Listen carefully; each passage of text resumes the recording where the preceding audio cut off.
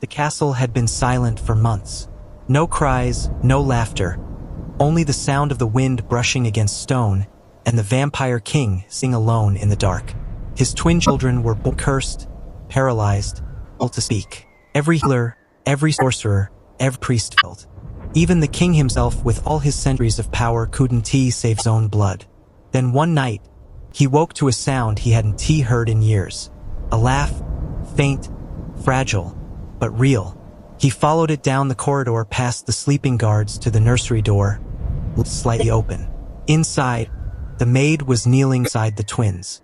Her hands were glowing faintly, her voice whispering an ancient lullaby, one no human should have known. And when the king stepped closer, his immortal heart stopped because the twins, his lifeless children, were sitting up, reaching for her and whispering their first word. "Papa, stay with me until the..." Because what the king discovered about that maid would change the fate of his entire bloodline. Before we begin, don't forget to like this video, hit subscribe, and comment where you're watching them. Now let us get into it. King Aller had ruled for 700 years. He deked kingdom, commanded armies of the undead, and bent the very elements to his will. But nothing had prepared him for the helplessness of watching his own children fade. The twins had been born 3 months ago during the blood moon, a sign the court mystics claimed was auspicious. Instead, it brought only despair. Prince Darren and Princess Lyra emerged into the world, silent and still. Their tiny bodies refused to move. Their voices remained locked away. The royal physicians worked tirelessly. Ancient vampires who witnessed the rise and fall of empires stood baffled. The court's most powerful sorcerers chanted incantations that shook the very foundations of the castle. Nothing worked. Aller hired human specialists, brought in healers from distant lands, even sought help from the FA courts, swallowing his pride to beg assistance from beings he once considered beneath him. Each failure carved deeper into his soul. The Queen, Ellen, had grown distant. She spent her days staring out the tower windows. Her once vibrant spirit dimmed to embers. She barely spoke anymore. When she did, it was only to blame herself for their children's condition. The castle staff moved through their jails like ghosts. No one dared speak above a whisper. The very air seemed heavy with grief and resignation. Even the ancient gargoyles perched on the battlements appeared to weep stone tears. But it was the nights that destroyed him most. Aller would sit beside the twins' cradles, watching their small chests rise and fall. Sometimes he'd reach out to touch their faces, hoping for any sign of recognition. Their eyes would track movement occasionally, but they remained trapped in bodies that wouldn't obey their will. The kingdom began to whisper. Nobles questioned whether cursed heirs could inherit the throne. Rival vampire clans sent subtle messages, probing for weakness. Enemies who feared Aller for centuries began to circle like vultures. He dismissed half the castle staff over the past month, not from anger, but from necessity. What was the point of nursemaids when the children couldn't be cared for in any meaningful way?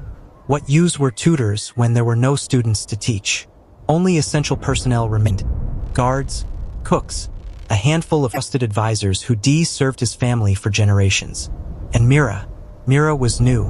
She arrived at the castle gates 6 weeks ago, seeking employment as a kitchen maid. Young, maybe 25, with auburn hair and green eyes that seemed older than her years. Her references were impeccable, her manner respectful, but not servile. What struck Aller most was that she didn't look at him with the usual mixture of fear and awe that mortals displayed. She met his eyes directly, as if seeing the father beneath the monster.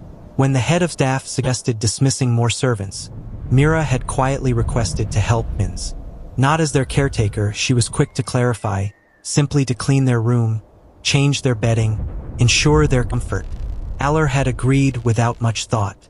What harm could more person do in a situation already beyond hope? He noticed small changes after she started. The twins' room always smelled of lavender now. Their blankets were perfectly arranged.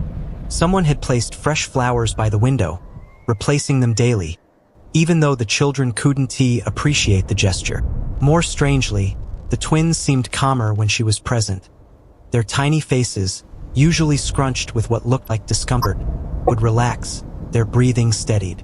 It was probably coincidence, but but Aller found himself grateful for any peace his children could find. The night everything changed started like all the others. Aller had fallen asleep in his study again. Empty wine bottles surrounded his chair. Reports from his spies lay unread on his desk. The weight of ruling while watching his children suffer had become unbearable. He woke to something impossible. The sound of a child laughing. For a moment he thought he was dreaming, or perhaps finally losing his sanity as Ellen seemed to be. But the sound came again, soft, musical, definitely real. Aller moved through the castle corridors like smoke, his supernatural speed carrying him toward the sound. Past the great hall where moonlight streamed through stained glass windows. Past the portrait gallery where his ancestors watched with painted eyes. Past the guards who slept at posts, unaware their king prowled the midnight halls. The nursery door stood slightly ajar. Golden light spilled through the gap, warmer than any candle or oil lamp, and from within came voices. One familiar, one impossible. Mira knelt beside the twins' cradles. But she wasn't the same servant who cleaned their room during the day. Her auburn hair seemed to catch light from nowhere, glowing with inner fire. Her skin had a luminescence that spoke of magic older than his kingdom. But it was her hands that made Aller's breath catch. They moved in graceful patterns of the twins, trailing sparkles of silver and gold. Ancient silks formed in the air, hanging for moments before dissolving into stardust. Her voice rose and fell in a melody that tugged at memories Aller couldn't quite place. Words in a language that predated human civilization. A lullaby that spoke of starlight and growing things, of hope flowering in impossible places, and the twins were responding. Prince Darren's tiny fingers flexed, grasping at the lights dancing above him. Princess Lyra turned her head, following the patterns Mira traced.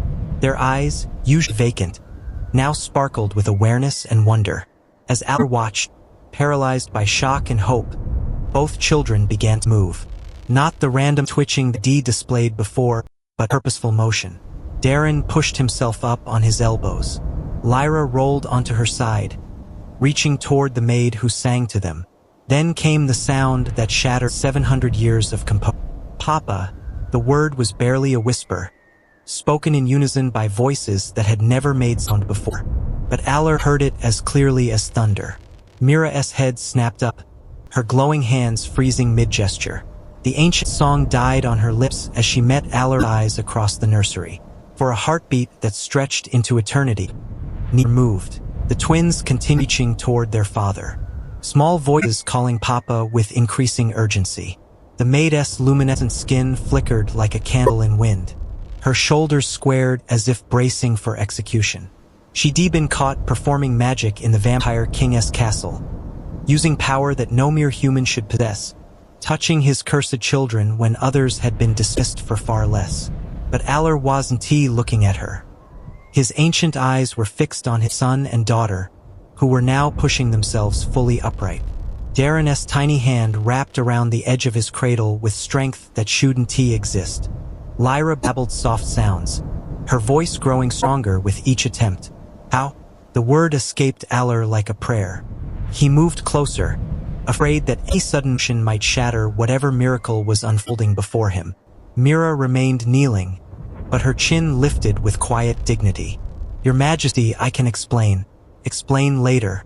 Aller dropped to his knees beside his children's cradles. Darien immediately reached for him, and when those small fingers closed around his own, the Vampire King felt tears he hadn't shed in centuries, burning his eyes. What did you do to them? I gave them what they were missing. Mira's voice was steady despite the fear flickering in her green eyes. What the curse stole from them. Lyra made a sound that might have been laughter.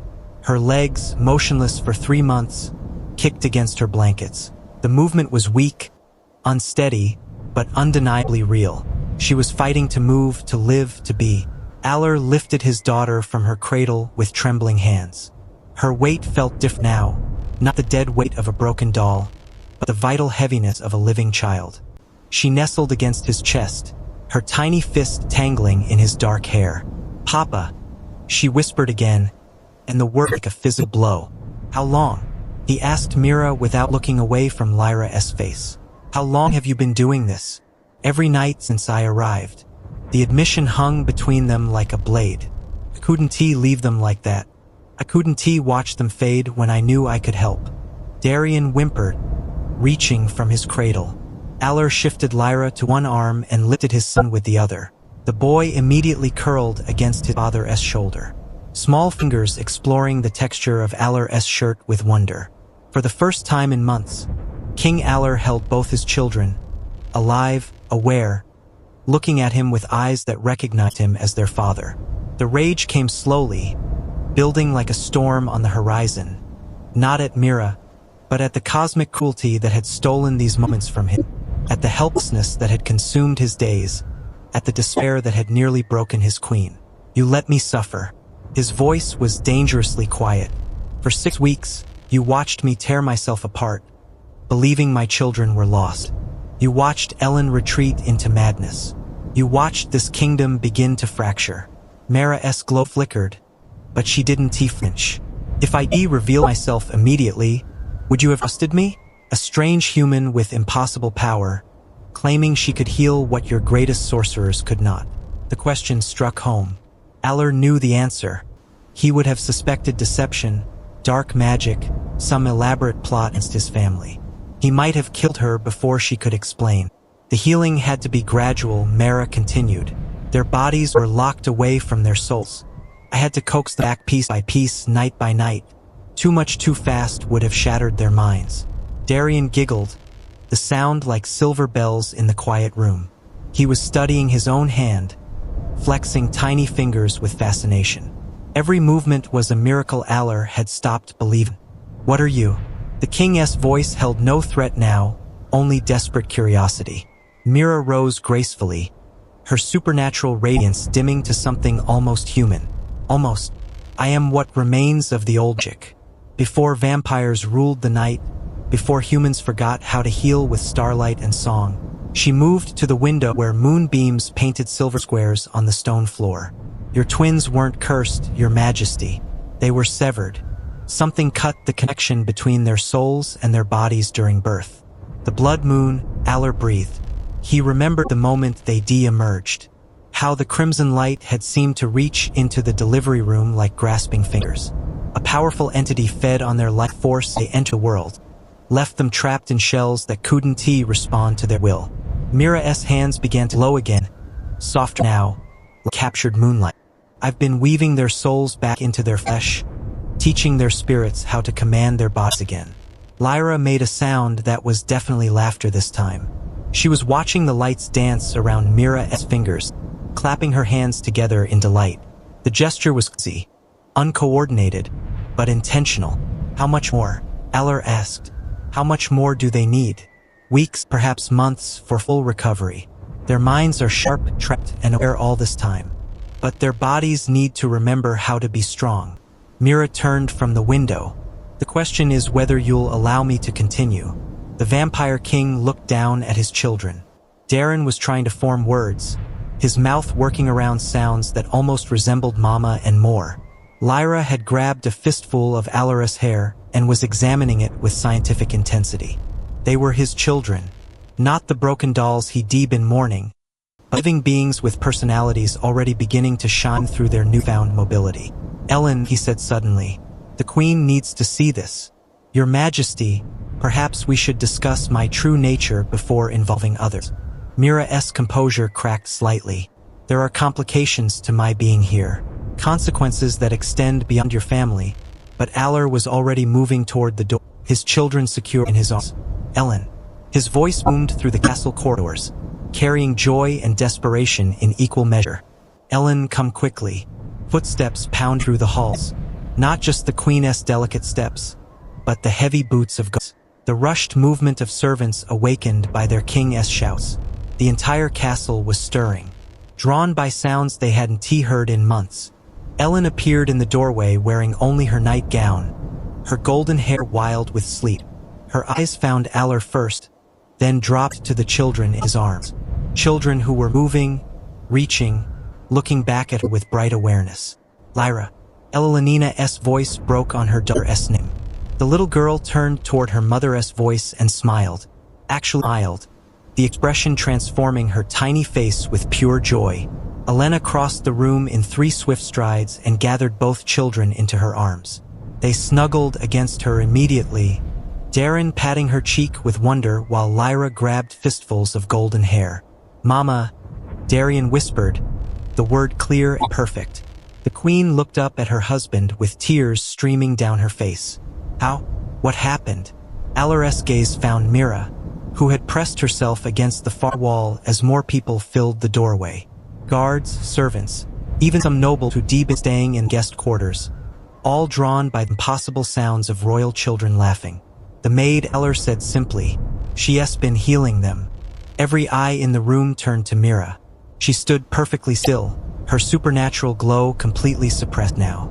To most observers, she looked like any other servant, young, nervous, overwhelmed by sudden attention.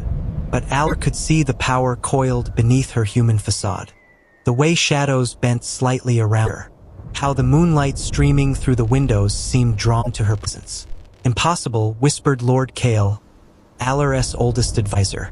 "We consulted the greatest healers in existence. Clearly, we missed one," Ellen said, her voice thick with gratitude and wonder. She looked at Mira with something approaching worship. "How can we ever repay you?" The question hung in the air like challenge because payment implied transaction, and Aller was beginning to understand that Mira's presence here was far more complex than a simple act of kindness. Guards were still filtering into the room, their hands resting hilts out of habit. Nobles whispered among themselves, already calculating how this miracle might affect court politics. The twins continued babbling and reaching, oblivious to the storm their recovery was about to unleash. And in the center of it all stood a mysterious woman with ancient power, who just made the Vampire King's children whole again. It just made the Vampire King's children whole again. The silence that followed Ellen's question stretched like a held breath.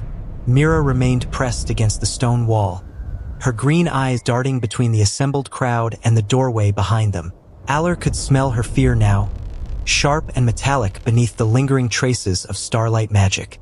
"Your Majesty," she said carefully, her voice barely above a whisper. Perhaps this conversation would be better held in private.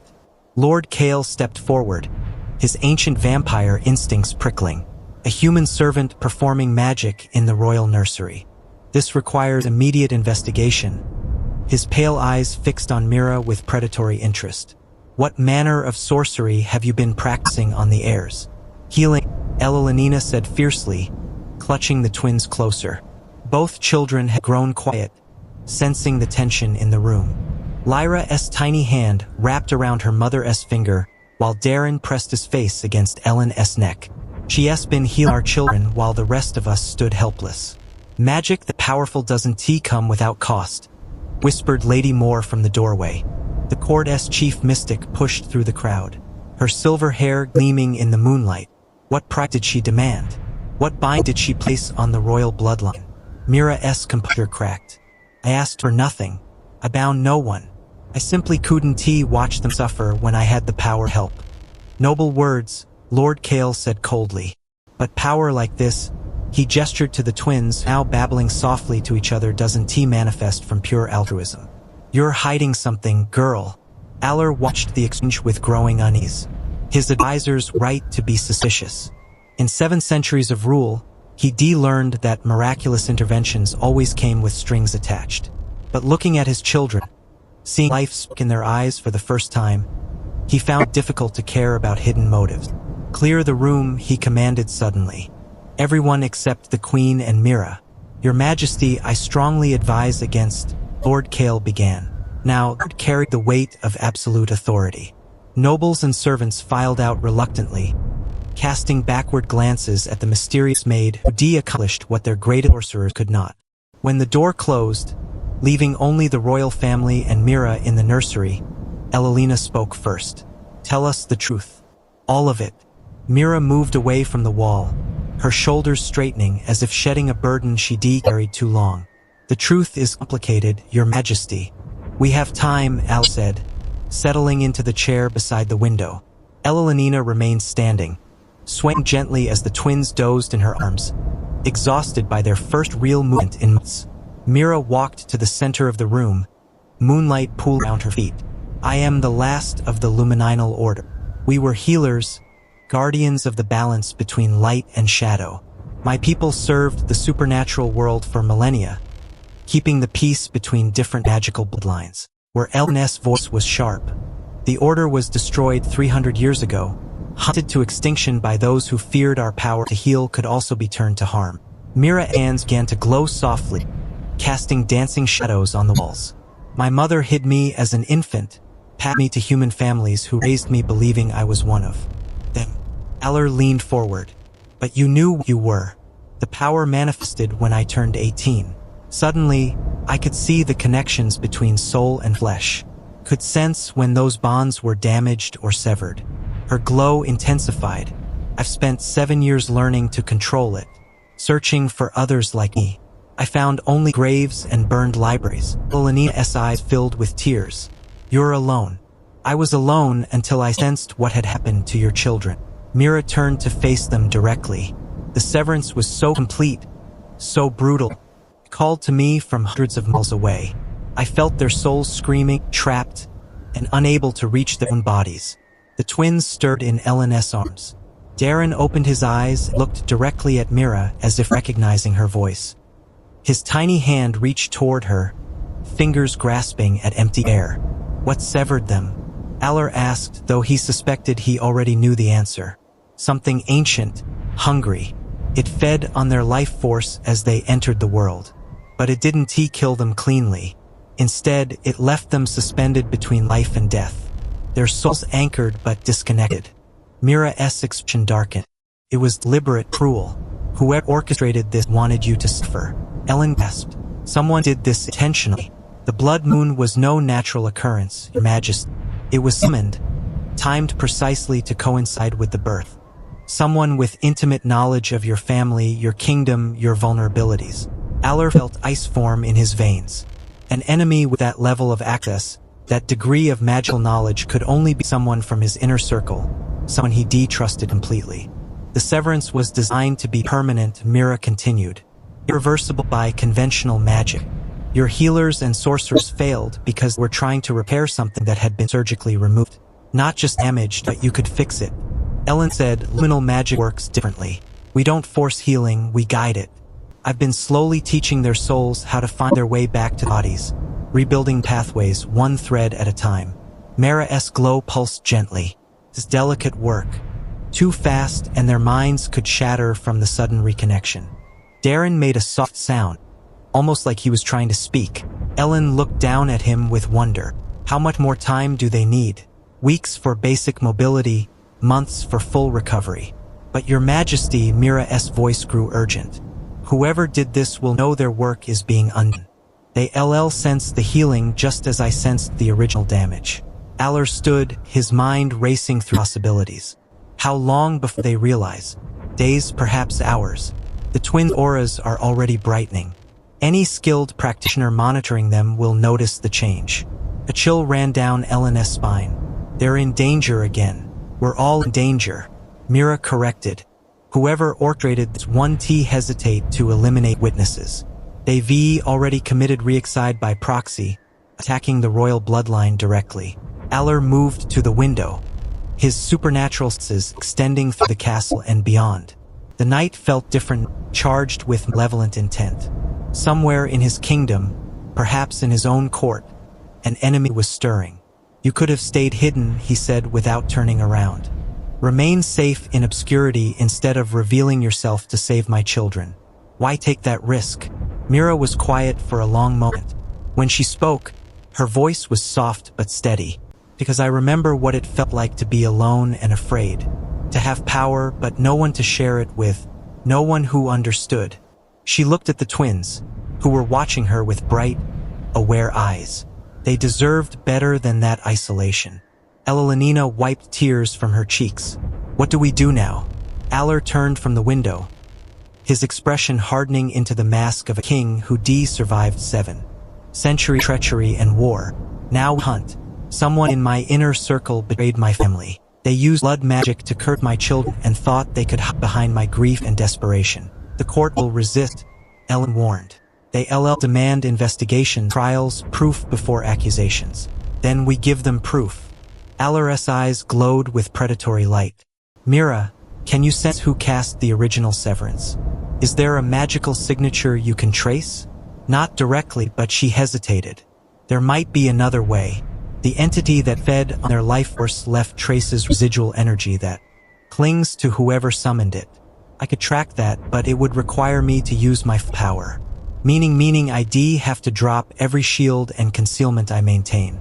Every supernatural within 50m would know exactly what I am and where to find me. Her hands trembled slightly. The Lumininal Order wasn't just hunted to extinction randomly, Your Majesty. We were specifically targeted because our healing abilities made us dangerous to those who profit from suffering. Ellen stepped closer to her husband. There has to be another way. There might be, Mira said slowly, but it would require absolute trust from both of you. Alar met her gaze. Explain. I could establish a healing bond with the twins, not just guiding their recovery, but linking my life force to theirs temporarily. Anyone who attacks them would have to go through me first. Her voice grew stronger. More importantly, the bond would let me see through their eyes, experience their memories, in the moment of their birth. That's incredibly dangerous, Ellen breathed. If something goes wrong, we die together, Mira finished calmly. But we might also catch your enemy in the act, see the face, understand their motives. The twins had fallen asleep in Ellen's arms. Their tiny bodies relaxed and full in a way they never before. Darren's thumb had found its way to his mouth, while Lyra's fist was tangled in her mother's golden hair. They looked like normal, healthy babies for the first time since their birth. Alar studied Mira's face, searched for deception, hidden agenda. All he found was exhausted determination and a deep, aching loneliness that matched his own from the past 3 months. There's something else, he said finally. Something you're not telling us. Mira's composure wavered. Your Majesty, you said you sensed their condition from hundreds of miles away, that you felt their souls screaming. Alar's voice grew dangerously quiet. But lumininal healers were guardians of balance, not empaths with unlimited range. So either you're more powerful than you're admitting, or you have a personal connection to my children that predates their birth. The silence stretched between them like a blade. Ellen looked between her husband and the maid, sensing undercurrents she didn't fully understand. Finally, Mira spoke. You're right. There is a connection. Her hands began to shake. Your Majesty, I didn't just happen to sense their condition. I felt it because she took a shuddering breath. Because I'm their aunt. The words hit like a fickle blow. Elenina staggered, nearly dropping the sleeping twins. Alar went perfectly still, his predatory instincts screaming danger. Impossible, Hélène whispered. I have no sisters. My family line is well documented. Not your sister, Mira said quietly, her eyes fixed on Alar. The Vampire King's world tilted. I have no living siblings. Haven T had any for 4 centuries. You had a sister named Saris, born 50 years after you, turned at the same time. Mira's voice grew stronger, more confident. She fell in love with a luminal healer named Marin. When the order was destroyed, she faked her death to protect him and their unborn child. Memories crashed through Alar's mind. Saris, wild and beautiful, with their father's stubborn and their mother's healing touch. She vanished during a hunting expedition, her body never found. He deemed her for centuries. She is alive. The question came out strangled. She died at childbirth 25 years ago, but not before telling me about my uncle who ruled the vampire kingdom, about my cousins who would someday need protection. Tears ran down Mira's cheeks. She made me promise to watch over the royal bloodline, to use my gifts to keep her brother's children safe. Ellen sank into a chair, overwhelmed. Your family. I'm a half-blood bastard with dangerous power and enemies, who will kill anyone to get to me, Mira said bitterly. I never intended to reveal the connection. I just wanted to heal the twins and disappear again. But Alar was moving toward her now. His expression transformed. Show me, he commanded. Show me your true form. Mira's consent fell away like discarded clothing. Her auburn hair blazed with inner fire. Her skin gleamed with starlight. Her eyes became pools of liquid silver that reflected centuries of hidden pain and longing. And there, in the line of her jaw and the set of her shoulders, Aller saw his sister's face looking back at him. Sarah's daughter, he breathed. My niece. The twins stirred in Ellen's arms, somehow sensing the shift in energy. They opened their eyes simultaneously and looked at Mira. Then at Aller, their tiny faces sunk. Then Darren smiled, bright and joyful, and reached toward his newly discovered aunt with perfect trust. His newly discovered aunt with trust. The moment shattered when footsteps echoed through the corridor outside. Aller's head snapped toward the door, his centuries of survival instinct blazing to life. Someone was approaching fast, and at this hour unexpected visitors meant danger. Hide your light, he commanded Mira in a whisper. She immediately suppressed her glow, becoming human in appearance once more. Ellen clutched the twins closer, both children now fully awake and alert, their eyes darting between the adults with newfound awareness. Lord Kale burst through the door without announcement, his pale face flushed with urgency. Behind him came Captain Thorne of the Royal Guard and Lady Moore, the court mystic. Their expressions ranged from concern to barely concealed suspicion. Your Majesty, we detected a massive magical disturbance centered on the royal wing, Kale announced, his ancient eyes scanning the room. The wardstones are singing. Something has triggered the castle's deepest protective enchantments. Aller felt his blood turn to ice. The wardstones only responded to threats against the royal bloodline or the presence of extraordinarily powerful magic. Mira's healing work had been detected by the very systems meant to protect his family. To find disturbance, Ellen said carefully, her steady despite the fear flickering in her eyes. Sometimes the greatest miracles come disguised as ordinary servants. King Aller discovered that the mysterious maid who saved his children wasn't just a healer, but his own lost family returned to him. The twins who were once trapped in silence now laugh in the halls where only sorrow once echoed. What started as a king's desperate search for hope became the reunion of a bloodline thought forever broken. Sometimes salvation comes not from power or gold, but from love that refuses to abandon those who need it most.